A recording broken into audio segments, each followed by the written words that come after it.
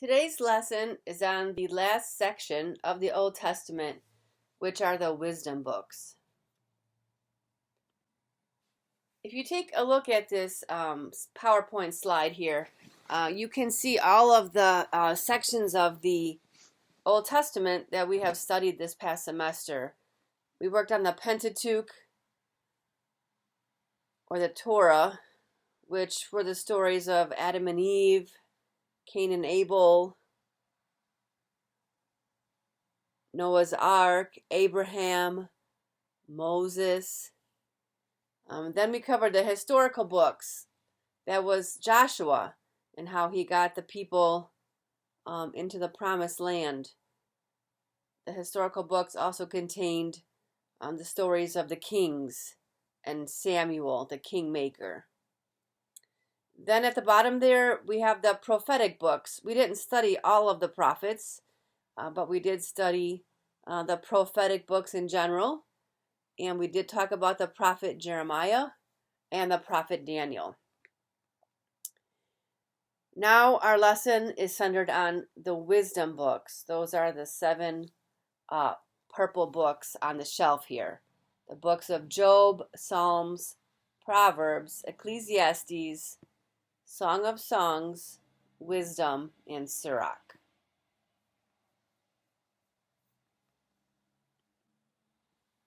Before I get into the lesson on the wisdom books, I just want to give these books some context. This is Benjamin Franklin. I'm sure you've heard of him. And during his lifetime, he was fascinated with short, wise sayings. And he would collect them and give them to his friends. And many of these short, wise sayings are still familiar today. You've probably heard this one. Early to bed, early to rise makes a man healthy, wealthy, and wise. Now, why do I bring up Benjamin Franklin? Well, because the wisdom books are a lot like these little short, wise sayings that Benjamin Franklin liked to collect. So first of all, let's get a definition of the wisdom books. The wisdom books, or wisdom literature in the Bible, is a collection of wise sayings and short stories that offer insights into the proper way to live. They began to be collected during the Babylonian exile and also during which is known as the post-exilic period. Post-exilic means post-exile, after the Babylonian exile, when the Jewish people returned home. And all these little wise sayings and short stories were compiled into seven different books called the wisdom books. And they are Job, Psalms, Proverbs, Ecclesiastes, Song of Songs, the Book of Wisdom, and Sirach.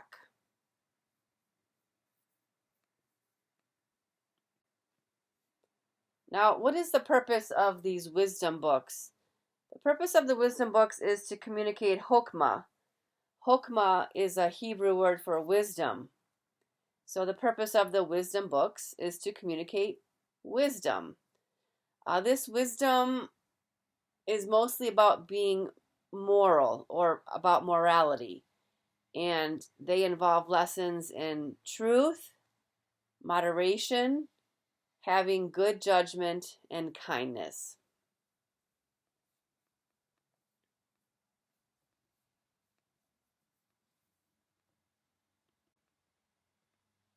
As far as the authors of the wisdom books are concerned, we don't know. So it's uncertain who the authors of the wisdom books might have been. Some people say that King David probably wrote the book of Psalms, and King Solomon might have written the book of Proverbs. But when it all comes down to it, we are really not sure.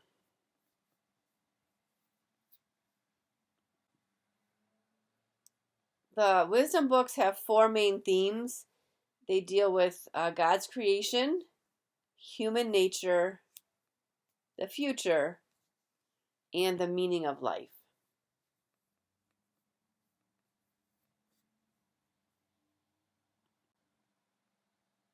And a popular style of the wisdom books is to contrast the behaviors of a wise person with that of a foolish person. If you look at this proverb here, it's the book of Proverbs, chapter 10, verse 1.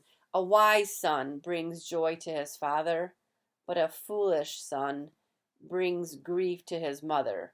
So contrasting someone who is wise versus someone who is foolish, that's a popular style in the wisdom books.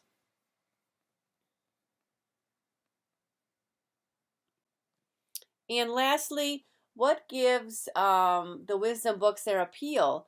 Well, they apply to anyone, anywhere. They're universal, they're timeless.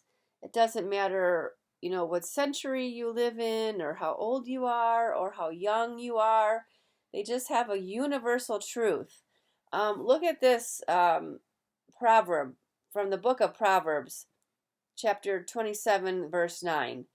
A sweet friendship refreshes the soul. Well, that's true. That was true at the time of the Bible, and it's true even today.